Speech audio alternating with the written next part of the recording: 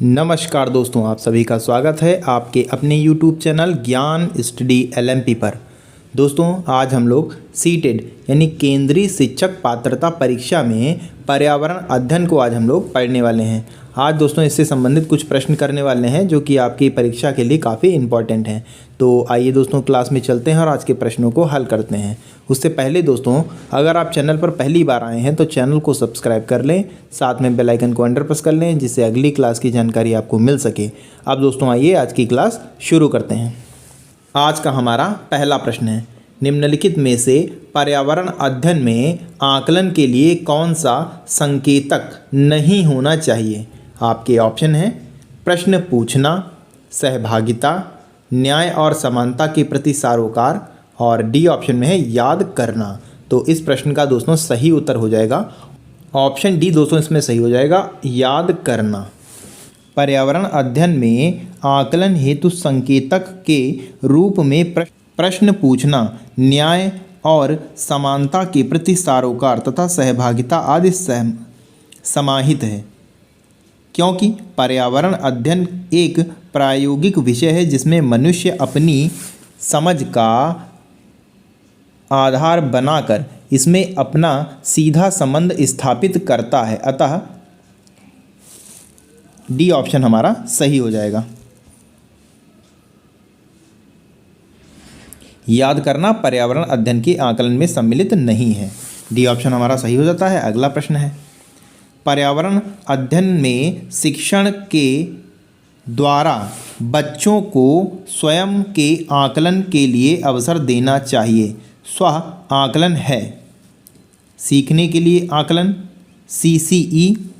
C option में है सीखने के समान आकलन और डी ऑप्शन में है सीखने का आकलन। तो इस प्रश्न का दोस्तों सही उत्तर हो जाएगा सीखने के समान आकलन। सी ऑप्शन दोस्तों हम लोगों का सही हो जाएगा। पर्यावरण अध्ययन में स्व आकलन से तात्पर्य सीखने के समान आकलन से है। पर्यावरण में स्व आकलन से तात्पर्य सीखने के आकलन से है। इसमें शिक्षक द्वारा बच्चों को स्वयं के आकलन हेतु समान अवसर को उपलब्ध कराना अपेक्षित है। अधिगम का आकलन बच्चों में स्वयं के मूल्यांकन की प्रवृत्ति को बढ़ाता है, जिससे विद्यार्थी स्वयं का मूल्यांकन कर अपनी कमियों को दूर करने का प्रयास करते हैं और साथ ही स्वयं भी सभी स्तरों पर सुधार की प्रक्रिया को अपनाते हैं। तो यहाँ पर हमारा सी ऑप्शन सही हो जाता है। आइए दोस्तों अगले प्रश्न पर चलते हैं। अगला प्रश्न है, रेटिंग स्केल में कौन सी तकनीकी का उपयोग होता है। अभिविन्यास, लिखित प्रश्न, अवलोकन, जांच सूची।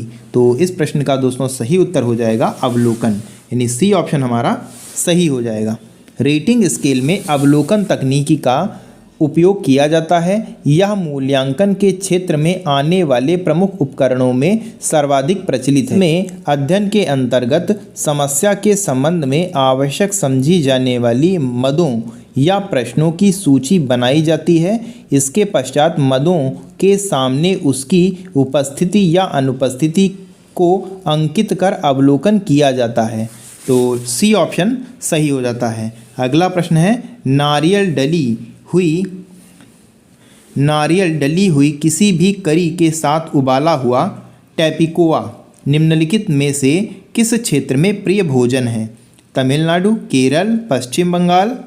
यहाँ पर दोस्तों फिर से टाइपिंग में मिस्टेक है, बंगाल यहाँ पर आ गया है, पश्चिम यहाँ पर आ गया है। पश्चिम बंगाल दोस्तों यहाँ पर एक साथ होगा, ये यहाँ पर थोड़ा गलत हो जाएगा। यहाँ पर डी ऑप्शन में हमारे बिहार हो जाएगा। तो इस प्रश्न का सही उत्तर हो जाएगा नारियल डली हुई किसी भी करी के साथ उबाला हुआ टॉपिको केरल क्षेत्र का लोकप्रिय भोजन है। इसे केरल में सुबह के नाश्ते के रूप में ग्रहण किया जाता है। साबूदाना के निर्माण के लिए टैपिको की जड़ का प्रयोग किया जाता है, जिसे अंतर्राष्ट्रीय स्तर पर कसावा के रूप में भी जाना जाता है। तो इस प्रश्न का बी ऑप्शन सही हो जाता है। आइए दोस्तों अगले प्रश्न पर चलते हैं। अगला प्रश्न है, निम्नलिखित में से कौन सा पर्यावरण अध्ययन का उद्देश्य नहीं है। ऑप्शन है ए ऑप्शन में है बच्चों को पाठ्य पुस्तक की परिभाषा प्रदान करने के लिए प्रोत्साहित करना, बी ऑप्शन में है बच्चों की जिज्ञासा और सृजनात्मकता का पोषण करना, सी ऑप्शन में है परिवेशीय मुद्दे पर जागरूकता का विकास करना और डी ऑप्शन में है बच्चे को स्वयं अपने हाथ से कार्य करने और खोजने की क्रियाकलापों में जोड़ना। तो इस प्रश्न का दोस्तों सही उत्तर हो जाएगा, इसमें दोस्तों ए ऑप्शन हमारा सही हो जाएगा, बच्चों को पाठ्य पुस्तक की परिभाषाएं प्रदान करने के लिए प्रोत्साहित करना। पर्यावरणीय अध्ययन के उद्देश्य में बच्चों को पाठ्य पुस्तक की परिभाषाएं प्रदान करने के लिए प्रोत्साहित करना शामिल नहीं है। पर्यावरणीय अध्ययन का उद्देश्य बच्चों में जिज्ञासा और सृजनात्मकता का पोषण करना है, साथ ही परिवेशीय मुद्दों पर जागरूकता के लिए विकास के साथ साथ बच्चों द्वारा स्वयं अपने हाथ से कार्य करने और खोजने की क्रियाकलापों के साथ जुड़ाव भी शामिल है। यह अध्ययन बच्चों में सीखने हेतु एक सुनियोजित प्रयास की ओर संकेत करता है। तो ए ऑप्शन सही हो जाता है। आइए दोस्तों अगले प्रश्न पर चलते हैं। अगला प्रश्न है, पर्यावरण अध्ययन में चित्र पढ़ना एक महत्वपूर्ण क्रियाकलाप है। निम्नलिखित में से कौन सा संकेत या संकेतों का बच्चों में आकलन चित्र पढ़ने के द्वारा हो सकता है? चार दोस्तों यहाँ पर ABCD कथन दिए हुए हैं, आपको बताना इनमें से कौन सा सही है।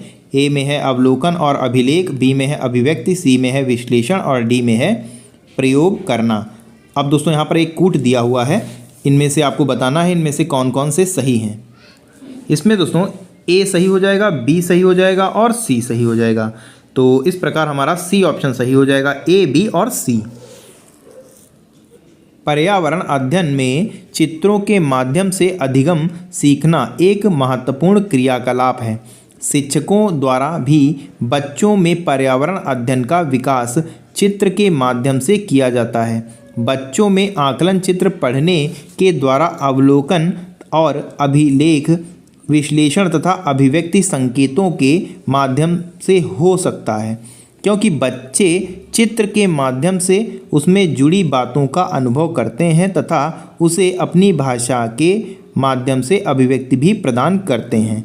तो इस प्रकार दोस्तों हमारा सी ऑप्शन सही हो जाएगा। आइए दोस्तों अगले प्रश्न पर चलते हैं।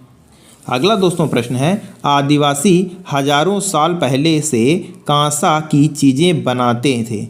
आज भी हजारों घरों में कांसा का उपयोग होता है। कांसा के विषय में निम्नलिखित में से कौन सा कथन सही कथन को चुनिए।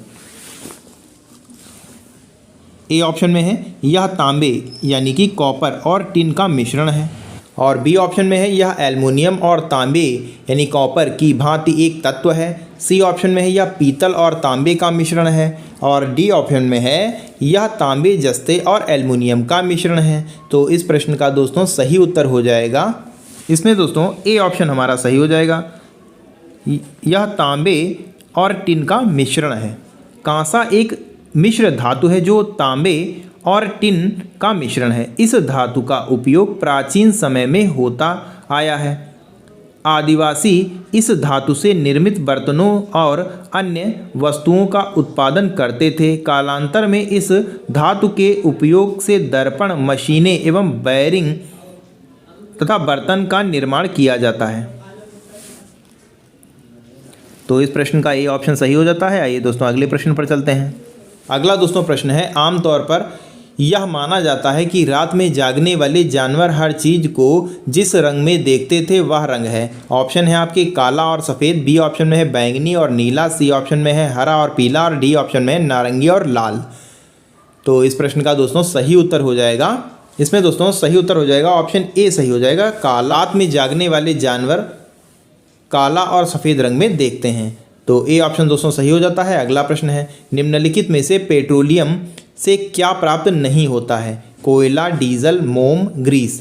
दोस्तों पेट्रोलियम से डीजल भी प्राप्त होता है, मोम भी प्राप्त होता है और ग्रीस भी प्राप्त होती है। तो इस प्रश्न का सही उत्तर हो जाएगा कोयला, यानी ए ऑप्शन हमारा सही हो जाएगा। आइए दोस्तों अगले प्रश्न पर चलते हैं।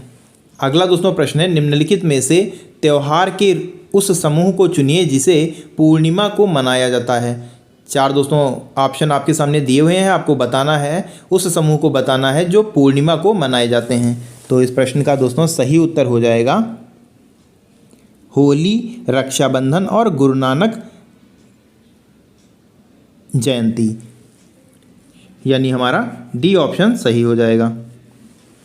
होली, रक्षाबंधन और गुरु नानक जयंती पूर्णिमा के दिन मनाए जाने वाले त्यौहार हैं। पूर्णिमा की रात को पूरा चांद आसमान में दिखाई देता है और इसी रात अन्य रातों की अपेक्षा ज़्यादा उजाला यानी रोशनी होती है, जबकि दीपावली अमावस्या को मनाई जाती है।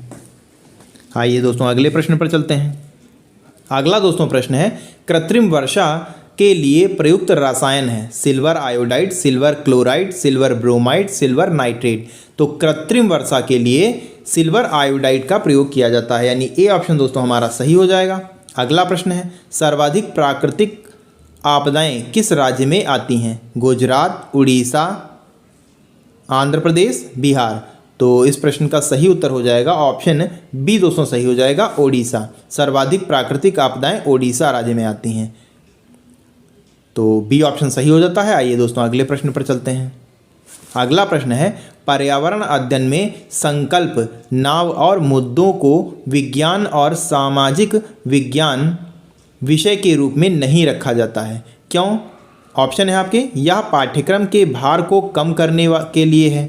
बी ऑप्शन में CBSE के द्वारा पर्यावरण अध्ययन के पाठ्यक्रम को इसी प्रकार से निर्धारित किया गया है। सी ऑप्शन में है, इस आयु वर्ग के बच्चे अपने परिवेश को समग्र रूप में देखते हैं। और डी ऑप्शन में है, यहाँ शिक्षण अधिगम की एक अच्छी युक्ति है। यहाँ पर दोस्तों यह होगा, यहाँ लिख गया है, गलत हो गया है। यह शिक्षण अधिगम की एक अच्छी युक्ति है। तो इस प्रश्न का दोस्तों सही उत्तर हो जाएगा, इसमें दोस्तों सी ऑप्शन हमारा सही हो जाएगा। पर्यावरण अध्ययन में संकल्पनाओं और मुद्दों को विज्ञान और सामाजिक विज्ञान विषय के रूप में नहीं रखा गया है, क्योंकि इस आयु वर्ग के बच्चे अपने परिवेश को समग्र रूप में देखते हैं। पर्यावरणीय अध्ययन विषय वस्तु का क्षेत्र व्यापक है और इसमें सभी तत्वों का समावेशन है। तो इस प्रश्न का सी ऑप्शन सही हो जाएगा। आइए दोस्तों अगले प्रश्न पर चलते हैं। अगला दोस्तों प्रश्न है, लोकसभा के प्रत्येक सत्र का प्रथम घंटा से शुरू होता है, आपको बताना है। ऑप्शन है आपके, सार्वजनिक काल, बी ऑप्शन में विशेषाधिकार काल, सी ऑप्शन में शून्यकाल और डी ऑप्शन में है प्रश्नकाल। तो दोस्तों लोकसभा के प्रत्येक सत्र का प्रथम घंटा प्रश्नकाल से शुरू होता है, तो डी ऑप्शन दोस्तों हम लोगों का सही हो जाएगा। अगला प्रश्न है, दाची ग्राम नेशनल पार्क किस राज्य में स्थित है? जम्मू एवं कश्मीर, राजस्थान, उत्तराखंड, मध्य प्रदेश। तो इस प्रश्न का दोस्तों सही उत्तर हो जाएगा जम्मू एंड कश्मीर, यानी दाची ग्राम नेशनल पार्क जम्मू और कश्मीर में स्थित है। तो ये ऑप्शन हमारा सही हो जाएगा। आइए दोस्तों अगले प्रश्न पर चलते हैं। अगला दोस्तों प्रश्न है, मोहिनी अट्टम किस राज्य का लोक नृत्य है? आंध्र प्रदेश, छत्तीसगढ़, हिमाचल प्रदेश, उत्तर प्रदेश। तो मोहिनी अट्टम आंध्र प्रदेश का लोक नृत्य है, तो ए ऑप्शन हमारा सही हो जाएगा। अगला प्रश्न है, कुचिपुड़ी भारत के किस राज्य का प्रमुख शास्त्रीय नृत्य है? केरल, महाराष्ट्र, तमिलनाडु, आंध्र प्रदेश। तो इस प्रश्न का भी दोस्तों आंध्र प्रदेश ऑप्शन सही हो जाएगा, यानी डी ऑप्शन हमारा सही हो जाएगा। आइए दोस्तों अगले प्रश्न पर चलते हैं। अगला दोस्तों प्रश्न है, नीचे दिए गए शहरों में से किस एक में रेत के पहाड़ जिन्हें रेत के टीले कहा जाता है पाए जाते हैं? Thimphu, Kabul, Abu Dhabi, Berlin. तो इस प्रश्न का दोस्तों सही उत्तर हो जाएगा, इसमें दोस्तों आबू धाबी सही हो जाएगा, यानी सी ऑप्शन हमारा सही हो जाएगा। आबू धाबी संयुक्त राज्य अमेरिका की राजधानी है, यह दूसरा सर्वाधिक जनसंख्या वाला शहर है। यह रेत के टीले आबू धाबी शहर में पाए जाते हैं। तेज हवाओं के बहाव के कारण रेत एक स्थान से जमा होकर एक टीले की आकृति के रूप ले लेती है, जिसे रेत का टीला कहा जाता है। तो सी ऑप्शन सही हो जाता है। अगला प्रश्न है, निम्नलिखित में से कौन सा वर्तमान पर्यावरण अध्ययन पाठ्यक्रम में 6 मुख्य थीमों में से एक नहीं है? काम और खेल, भोजन, आवास, हम चीज़ें कैसे बनाते हैं। इस प्रश्न का दोस्तों सही उत्तर हो जाएगा एनसीएफ 2005 द्वारा कक्षा 3 से कक्षा 5 तक के पर्यावरणीय अध्ययन को 6 थीमों में विभाजित किया गया है। इन थीमों में परिवार एवं मित्र, भोजन, पानी, आवास, यात्रा तथा हम चीज़ें कैसे बनाते हैं आदि शामिल हैं। काम और खेल पर्यावरण अध्ययन पाठ्यक्रम के थीमों में शामिल नहीं हैं। तो इस प्रश्न का ए ऑप्शन सही हो जाएगा। आइए दोस्तों अगले प्रश्न पर चलते हैं। 20 नंबर का प्रश्न है और आज का हमारा अंतिम प्रश्न है, निम्नलिखित में से कौन सा एक पर्यावरण अध्ययन की इस संबंध में सत्य नहीं है। ऑप्शन है आपके, पर्यावरण अध्ययन वर्णों और परिभाषाओं पर बल देता है। बी ऑप्शन में है, पर्यावरण अध्ययन की प्रकृति एकीकृत है। सी ऑप्शन में पर्यावरण अध्ययन बाल केंद्रित अध्ययन है। और डी ऑप्शन में है, पर्यावरण अध्ययन बच्चों को अपने परिवेश को खोजने का अवसर देता है। तो इस प्रश्न का दोस्तों सही उत्तर हो जाएगा ऑप्शन ए दोस्तों इसमें सही हो जाएगा। पर्यावरण